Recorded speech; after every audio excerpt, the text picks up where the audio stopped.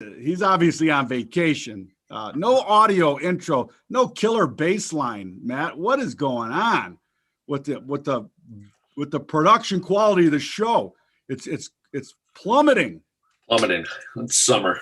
I guess the engineers, Speaking of summer, Matt, I did not know that at the equator on Mars in summer, it actually gets very nice and balmy of 86 degrees, 88 degrees. Hey, we're finally going to have a day like that today. I think the problem is that at night it still goes down to, negative 300 or something ridiculous. Not quite that far. Matt, I don't know what space is doing, but we're going to talk a little bit about, nope, wrong one. Let's bring up the Martian surface, Matt, because with money or against money, that's like I want to say, with money or against, who's going to Mars? Are we ready to go? That's the with money. With money, against money is who'd rather stay and hang out with Richard Branson on Necker Island, doing a little kite surfing with a little nude honey. I don't know, man. It seems it's for me. I'm a Libra, by the way, right? So I'm scales. Like I'm always like, and I've got to tell you, like Branson, Necker Island, warm Caribbean, hot honeys, Mars. $500 million in the bank. I don't know. How do you decide on something like this? It seems incredibly difficult. Like it's hold all tickets. We're going to the photo. If you're at the track, like, no, it's not hold all tickets. Nobody's going to Mars. Nobody. Nobody in our generation is going to Mars. Oh my! Especially since the first. How about especially in the woke generation? Nobody could handle exactly. You might get you might get a third-degree burn. They wouldn't go to Mars, Bob, if these gals were going with them. That's how woke they are. They couldn't handle it. Oh, it's just beautiful. All right. Speaking of, let's just put a fork in space while we have the time together here. Last week again, we talked about it. This thing rallied up to 61, recovered to 54 on the Great News Friday on the takeoff of the Kitty Hawk. Again, I sent you the film this morning of them floating around. Like, where was that? Was that just in a lab somewhere? Because it sure looked like it. Theories fly for sure. It sure looked like it. Soundstage 5. Anyways, you got a half off sale just like that. If you bought last week at 61, you've lost half your money. So nobody's going to Mars. We tried to warn you. I don't know what to tell you. 14 to 61, back to 32, on its way back to 21, it looks like to me, Bob. There's nothing stopping this thing. There's no more. I mean, what else can they do? They're not going to Mars next week. They're going to put up another Kitty Hawk. We'll go paid space flight, Well, they raised their $500 million and trapped all the buyers up there. So they're going to have to wait for another 10 years for another Mars delusion to come true, I guess. But hey, people and their money. Matt, let me share this tweet. The Twitter never fails me, right? Greenwald Capital. Who would you give? It runs a poll. Who would you give your hard-earned money to? Jim Cramer, Kevin O'Leary, Grant Cardone, or your neighbor's dog? I'm a little bit disappointed Market Vitals didn't make the list. Or who do you want to listen to about your money would be better for us, maybe. Although we would take anybody's money to trade it for sure. But what it does for me is put a smile on my face first and understand that, listen, man, you might think that things are bad here in America, but we are still full of piss and vinegar, and they can paint narratives however the way they want. People in this country are fully capable of calling out bullshit. And I don't know, it just put a smile on my face. I mean, my dog would be pretty good if he was, he loves the Chewy guy. The Chewy guy delivers his food every day, so he might be. All right, man. And then this one that you shared, 41% of Baltimore public high school students earned below a 1.0 GPA this year. This is the problem I have with any type of politics. If the outcome is this bad, like if your team was 0-15 for 10 years, like you pretty much demand a change of coaching. And if you think about 10 years, I would hope so. Yeah. Political parties as coaches and outcomes for people as the metric that you judge by, you know what? When I look at this, I have less hope for our country. When, this is just the status quo. Fuck it. That's what it is. I don't know. It's shocking, but it's shocking and it's not. I don't even know how to say it. Like I've got to imagine it's the same in Detroit. And the crazy thing is those are inflated numbers, right? That's the crazy thing. Like high school's not that hard to get an A in public school. Like you show up, raise your hand, turn in all the work, take the tests, you're going to get an A. We're talking yesterday. So that just tells me nobody's showing up. Nobody's submitting their simple work. And they're obviously not even taking the tests, because to get a 1.0, I mean, that means you're basically going to school 1 out of 5 days. If you go to public school, high school, you will graduate and you'll get it. You'll have a 4.0. In this world of wokeness, to your point, I think a lot of these teachers inflate grades to begin with. And so it's crazy. Warren let me says share this about the crazy world. And this is Warren said they're all going for the free food at school is the only reason they go. That's what Warren said. Well, that's a whole nother issue. This is the EA Sports FIFA 22 trailer, Matt.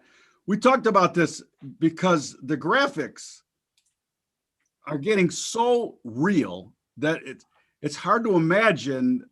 It's not hard to imagine that you're not going to be able to tell what FIFA game you're watching. Is it two kids in their basements that are at the top of the ladder in FIFA digitally, or is it actually a game? And then taking that one step further, like I got horsewhipped out of a job, right?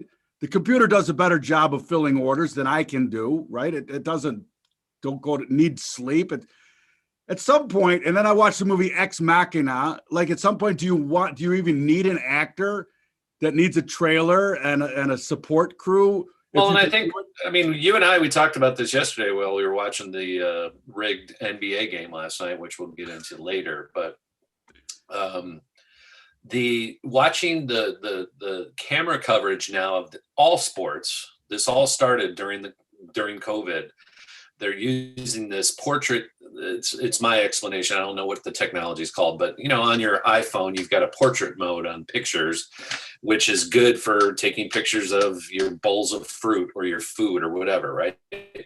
Because it really hones in and then it kind of blurs out the back. This is how they're broadcasting sports now. Like when they show a guy, they show Pete Alfonso at the home run derby. They focus in on him at the plate only, and then everything behind him is blurred. It looks just like a video game to me. And they did it with Patrick Mahomes and Brady. Like you're seeing it the way they hone in. They're really micro marketing and micro targeting whatever it is they want you to focus on. And it literally makes the whole backdrop look fake too. So I think they are preparing us. Well, think about it. Think about. I think there's like you don't have to pay. You don't have to pay athletes. You're paying kids in basements because you couldn't tell. And I don't know. I don't have these in front of me, but there are a number of pro sports owners, including Jerry Jones, who own these esports programs, teams, etc. now, because they already understand the ownership model and what it takes, and they got to invest. But if they can own the Dallas, esports group today that's out there competing and make money off of it, why wouldn't they? It's just another asset for them. I mean, they don't care. They got to hedge themselves because you're right. Players eventually people won't care about it. They just won't care about it. And there's actually price discovery around this, right? So EA Sports is a tradable symbol. Yeah, bring it up. Let's talk about it. Yeah, well, and Lee just said every team, in the NBA actually has an esports arm, and that. Yeah, and I didn't believe know that. Me, if the esports arm is making more money than than the league Believe it. team. Right. Guess what happens? So EA Sports, I was looking at it, I was like, well, let's see, since we had the explosion in GameStop, which sells EA's games, they're the coders, they make these games, to your point. This thing had a great run from the bottom, just like everything. It went from 84 to 150, sold off. But it's been hanging up here at the highs really now. So when did we hit this? This was August. So it's been a year that we've been trading these same prices. Can't really, they went a little bit higher twice, 2 or 3 times, and they're not really continuing to grow. It feels heavy to me, but it's bullish, Bob. But today, do I want to buy it? No. Again, do I want to sell it? No. It's dangerous. In this market, it's very dangerous to sell a chart like this. It could go either way. To me, you got this bracket, building again. You got a bracket, up top. And then you got a lower bracket that to me is somewhere, I don't know. It's hard. There's 2 levels, right? You got this level and then you got that level below. So, but most of the time has been spent in this 128 to 150 range in the last year. So again, consolidating, worth $40 billion. So significant market. EA, they're paying a small dividend, which is good. I don't remember they were ever profitable back in 2000 when they were first coming out. So the company has sustained and been if you look at the long-term chart on this, Bob, let's just go to a weekly. This company's been around a long time and it's been pretty solid. You had the sell-off here in January of 19, which we didn't even get to that low in the pandemic. So, which makes sense. People play video games the whole time, right? I'm not sure they created a lot of new names, but I'm sure they were still working on these games and the developers are still out there. So it's a big business. And if you've owned this thing, like everything since 2012, 8 to 150, 20 bagger, not quite, but 17, 18 bagger. It's a big move. Big move. I think the important metric here is, again, we talk about this all the time, and for trading ideas, you hear something, you see something, it perks your interest. There's somebody talking about something on the phone in the stall next to you. That might have happened once or twice. Right. And then along with that, go to the chart. And I love your analysis. Listen, man, it's no man's land the way I look at it right here.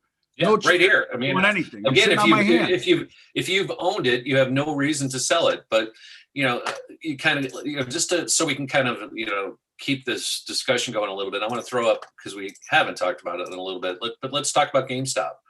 And this is a distributor, a retailer of EA games and their competitors. And again, you think about the move that this had, and it was because of the Reddit bros, and I was trading back at $5 or whatever it was, and it's still trading at 160, which is still boggling to me. This is worth 11 billion today. Again, EA and all the game makers, they don't need stores. They can self-distribute this stuff pretty much online and through different services now. So I don't see how this is a good model. This is going to zero. EA games is looking good. So, this does not look good. It's rolling over. And really, Bob, once it breaks that, 120 level again next time, which is the top of value, it's just going to slowly grind its way back to 45, 44 bucks, and then slowly grind its way to zero. It's just, again, unless you can get another whole game going on this GameStop, just don't even look at it again. You should only sell rallies and if you want to be involved, but you better have deep pockets, because who knows, the thing could spike to 340 again overnight, right? It can double just because of whatever mechanics goes on in the Reddit bro community. I don't even want to, so for me, for my money, take it off your list of tradable issues. It's a piece of junk, but take it off your list. You don't need to trade junk. Trade EA if you want to trade something. Bingo. All right, Matt, I reached out in the community and asked for some symbols to talk about. One of them was commodities, and is it easier to trade spreads or I guess less risk to trade spreads and options for commodities? And I would, in general, agree with that. But I'm going to show a spread here in a second. that we talked about earlier, I actually made some money on, and I actually left a lot of money on the table. And it has to do with the hog market. And this was from, I think, yesterday, from AgriPulse Communications, at AgriPulse. China will no longer require small hog farmers to seek environmental approval before breeding pig in an effort to rebuild its hog herd following widespread outbreaks of African swine fever, according to Reuters, because you can't do anything according to a source in China. That doesn't exist. Two things on this, Matt, and one of them is completely off this, but it's African swine fever is a virus that decimated the hog herd. And so what they thought they could do is just outlaw backyard production of pigs. By the way, in China, just to give you a scale of it, like something like 500 million pigs with feet on the ground alive. It's a staggering number, more than there are people in this country. And a ton of it was grown in small operations in backyards. And so they thought, you know what, if we have more biosecurity in large grow facilities, we can contain this thing. Guess what? It's a virus. It's really hard to contain, like some other viruses we know of. Right. Anyway, the other thing that it points to me is there is still a giant food problem in China. If right now they've thrown up their hands and said, you know what, environmental approval, forget about it, start growing pigs again, everybody. I don't know. It's nuance that we talk about all the time, and points to a couple of things there. If you read between the lines, like how good could the food security be in China if right now they're saying, listen, everybody grow pigs? I don't know. And not only that, how confident are you that, we don't have to bring up the tweets about COVID. I know that you shared the British ship. Everybody has 2 shots, COVID outbreak. Like nobody on the ship isn't inoculated. Nobody on that particular ship, which the Queen, it was Her Majesty Queen Elizabeth. So a very large, battleship. And indeed, yeah, everybody had 2 shots and you get a breakout. I mean, what's the point? Where'd the breakout come from? An African pig? Swine fever turned COVID? All right, let's talk this spread, though. This is the Augie-Ack. I got to tell you, the Augie-Ack hog spread in particular has caused more pain to traders in the hog trading community than any spread by far. It's not even close. You don't need to hold the tickets. We're not going to a photo.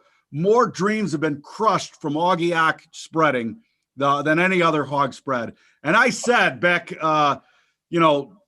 when it was trading plus $22, that is so ridiculous of a spread between those 2 delivery months that you have to find a place to get involved. And I did. I sold it somewhere up around the $22 range area, and I held it down. I don't know. I made a couple of bucks on it, and it fully. And again, one of my problems as a trader is I'm not near patient enough, because the point of control, which it went to, and I talked about the point of control, you can go back and find it, which was 1555, went right to it. And now this is the length of the contract that we're looking at here on a daily. And it's looks like it wants to go trade that lower end of the value, right around $14, a little bit. Give us an idea of one contract. Just give us an idea of one contract. So it's $400 a dollar. So from $15 down to $14, one contract is $400. So 10 contracts is $4,000. And how many times did it, or how many? And so it's moved from $24 to $14. It's moved $4,000 a contract. And that took how long? And that took from when I first brought it to everyone's attention here, June 2nd. So 6 weeks, one contract makes you $4,000. Okay. Here's my point, though. I want to because I want to buy this down at the low value, right? Yep. 14. Why wouldn't I give it a stab there? Well, I'll tell you why. Why it's still an evolving conversation in my thick head is because this spread is usually trading around $4 or $5, and the seasonal usually pushes it to $6 or $7 in general.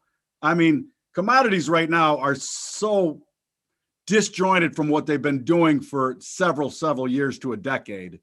right? And I just don't think that's going away. Like this tweet here from AgriPulse tells me China's going to be the world's biggest devourer of anything food related for the foreseeable future. And so, buy it at $14. Well, why can't it go back to where it used to trade? And even on this thing, that lower part of the profile is $12. Right. And then it usually trades around $5 or $6 to $6 to $8. I don't know. But it's for sure on my radar. I like two things about it: that low value into the collar on the daily. For sure, first time down there, I think you got to be a buyer. But the risk part, as always, Matthew, as always, the risk part of the equation, that's where the rubber meets the road. And I don't know. I just wanted to bring it up.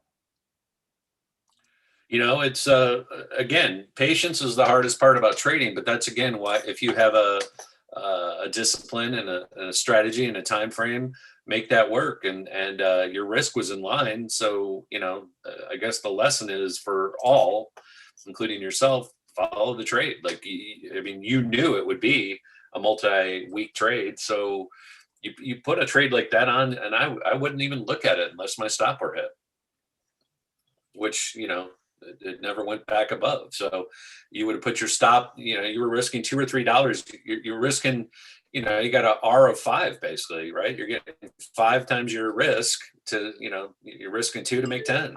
That's a great trade.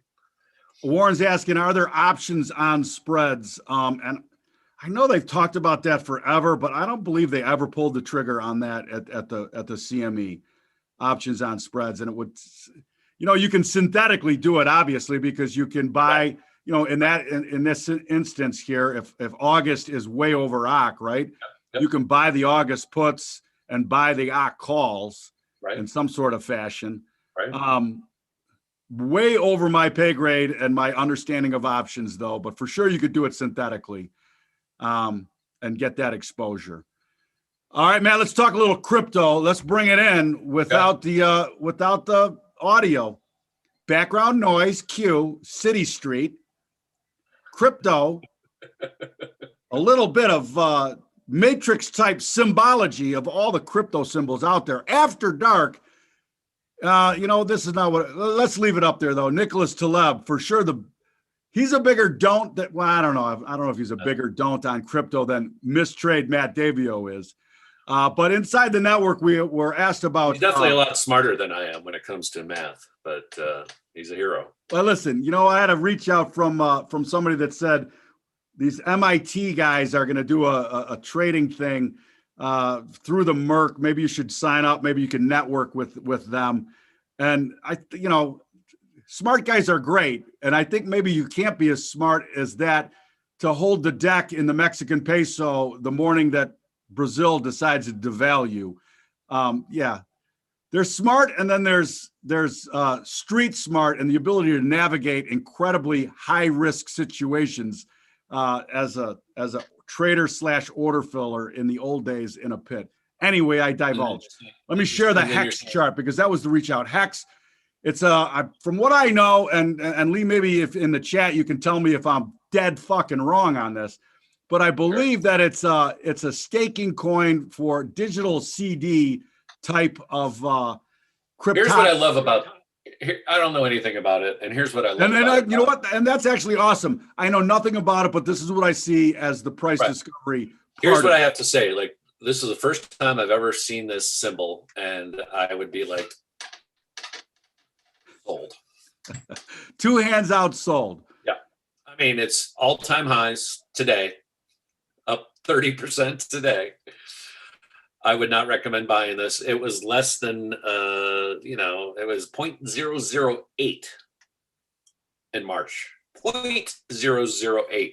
So, give me the math on that, Bob. Take 15.8, 0.158 divided by 0.008. 158 divided by 8. 0.158 divided by 0.008.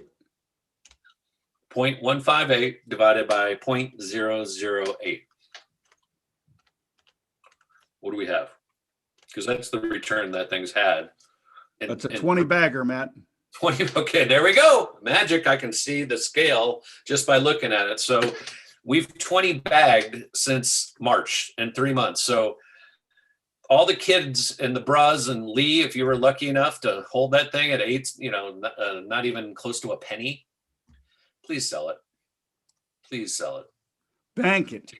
Take the profits. Oh yeah. So Lisa, yes, it's a specific timed CD. I don't understand enough about it. I'd be dangerous trying to explain it. And I said to Lee, I mean, it is blown out on the weekly, blown through the collar. It's fully crack cocaine right now at this point. And there's nothing wrong with that. And if you can, scrape that last line together, by all means do it. But for God's sakes, you got to take some profit because you're going to be hungry at some point and you need to buy breakfast. I mean, if you were dumb / smart enough to buy $10,000 of it here, you're worth 20x. 200 grand, Matt. Let me do that quick math. It blows my mind. And if you're waiting for $1 like the Doge boys, don't. Well, I mean, I'll actually say this: if you don't sell 90%, sell 90%. Exactly. 60, 70, 80, pick a number. Take some money off. 180 grand's transformational. it's real money. If you put 10 grand and it's worth 200 grand, don't be a pig. Well, and back to the mechanics of a coin that you stake, right? You can't get out of it. Like it's staked, it's locked up in the CD. Right. It's like you have 10 grand in a CD that's paying you 0.0005%, and you know what? The Canadian dollar looks better. I think I want that 10 grand in the Canadian dollar. Well, you got to wait till the CD expires before you get to buy the Canadian dollar. So you can't take profit at this point. That's a forced. So is that a forced total product? Is that what that is? I have no. Again, I'm dangerous with the Matt.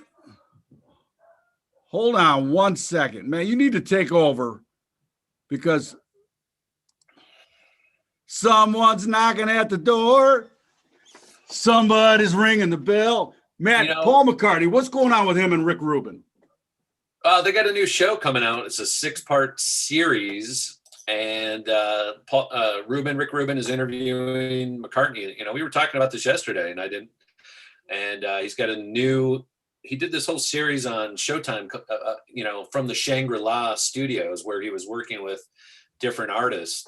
And then he did with Malcolm Gladwell, he did a music podcast where they were kind of giving the historical perspective of many different groups and music types, etc. So now this is kind of the evolution of this whole, thread. Rick Rubin, obviously everybody wants to work with him as a producer.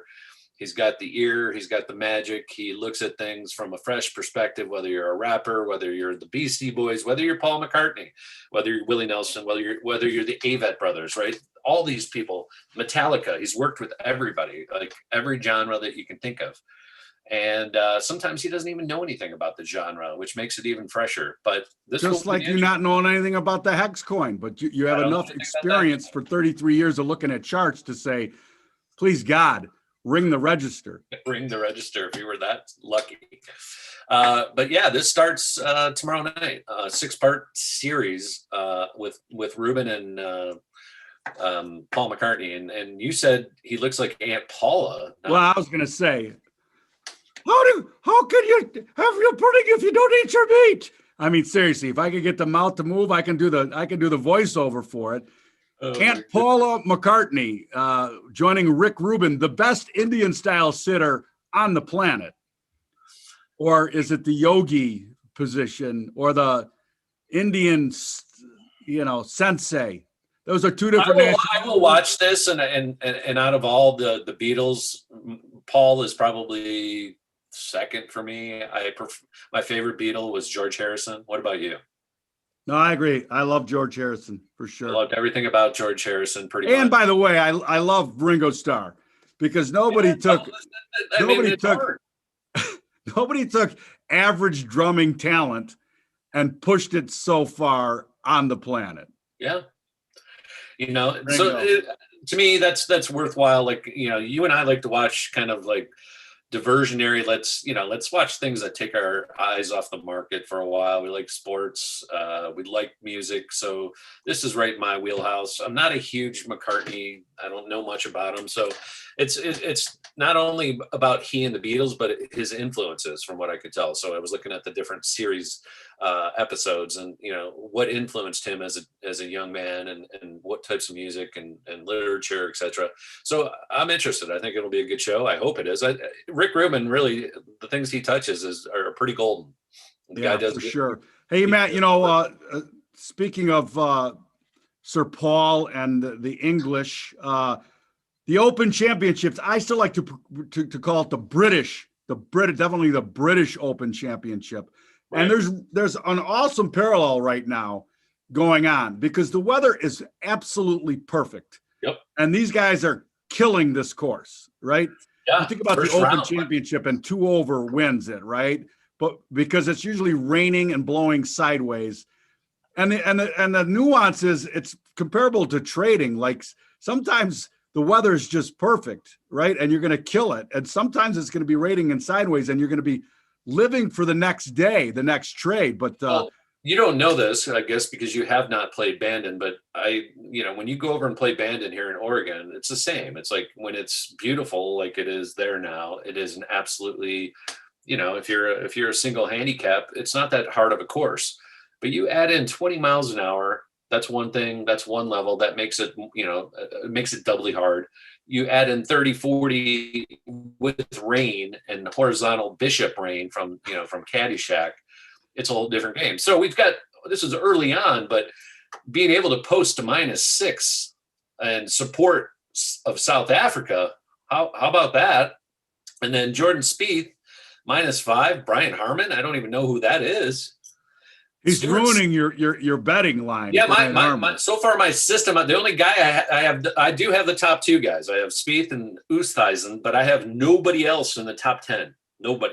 Justin Rose. I have Justin Rose, and I have Scotty Scheffler. So I got 4 guys right now in the top 10. So I'm well positioned. Colin Morikawa finishing strong here. I got 5 guys. Okay, so I'm all right. And back to the nuance. Trade the market that's in front of you. Golf the course the conditions that are available. Like these guys are heat seeking these pins, right? In the rain and the wind, they'd be choking down on lower clubs and trying to run it up and get it out of the wind. I can't remember the last time we had 4 rounds with perfect weather. We could see it. Honestly, we could see it. And if the weather has to factor into your betting when it comes to it, probably. There's no other place like the British Open courses where this is true, right? Augusta's always perfect, pretty much. They might get a little rain or something, drizzle. US Open, it's all about the rough and the pin placements. PGA is all about gunning, man. It's all, it's great stadium type courses, usually somewhere around the US that are fun to watch, and guys, it's a little bit more aggressive play. So they all have a different feel, but I guess the point I'm bringing up is anything could happen if this weather changes. I mean, -6 can turn to as easily to a +6 in the same day. Your net score could go from -6 to +6. So keep that in mind. We got 3 rounds left. I have not looked at the weather patterns over the course. Maybe we should do that. Again, you got to factor in the weather because the British Open is unlike anything else. If there's weather. All right, Matt. Another fantastic show. MarketVitals.io is the portal of us traders. With the moniker, don't piss down my rack. Don't pee down my back and tell me it's raining. Just honesty about price discovery, the way we look at charts, where the risk reward is, and the accountability to each other inside the network on these trade ideas. I'm not afraid to be wrong and be called out about it. That's not a problem. Yeah, I'm wrong. All right, Matt. I mean, if you can't be wrong in the markets, you can't be right. So bada bing. Please share and retweet the stream. And of course, we are looking for key sponsors to further our agenda of honest, open dialogue around trading price discovery. Thank you so much, Matt. Thanks, Bobby. Have a good day.